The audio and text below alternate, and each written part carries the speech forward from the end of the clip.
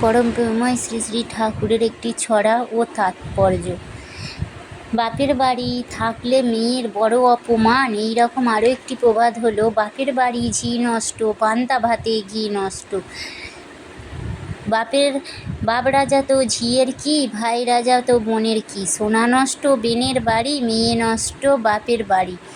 শ্রী শ্রী ঠাকুর অনুকূলচন্দ্রের অনুরূপে ছড়া হলো, বাপের বাড়ি হামে হাল, থাকলে নারী পয় মাল। বাপের বাড়ি পুষলে মেয়ে, পুষ্ট বৃত্তি মাথায় তোলে। প্রবৃত্তি তার বশ থাকে না, প্রায়ই নষ্ট অনেক স্থলে।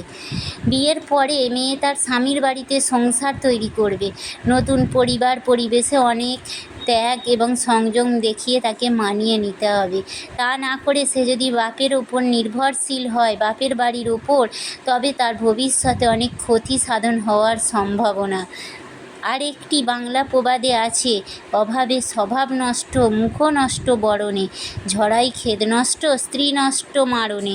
এই পর্যায়ে শ্রী শ্রী ঠাকুর অনুকূলচন্দ্রের ছড়া হলো, স্বভাব গুণেই অভাব নষ্ট। এটা কিন্তু খাঁটি স্পষ্ট।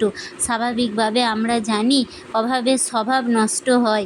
শ্রী শ্রী ঠাকুর অনুকূলচন্দ্রের অন্য মত পোষণ করেন। তার মতে স্বভাবই অভাব নষ্ট হয়। স্বভাব যদি ভালো হয়, সে কখনই কোনো খারাপ কাজ করতে পারবে না। সততার জন্যেই তাঁর অভাব এক সময় নষ্ট হয়ে যাবে। এই প্রসঙ্গে তিনি আরেকটি ছড়ায় জানালেন, অভাব যদি সুস্বভাব ভাঙে, ভাবটা হলো কি, ভাবের নামে করলি যা তুই, ঢাললি ছায়ে ঘি। আরেকটি ছড়ায় তিনি বলেছেন, স্বভাব দোষী অভাব ঘটে, সক্রিয়তার বিভব বটে। বাংলা প্রবাদ, কথায় মোড়ল দাতা চিনি, দানে কুঁয়ার চিনিতে পারি।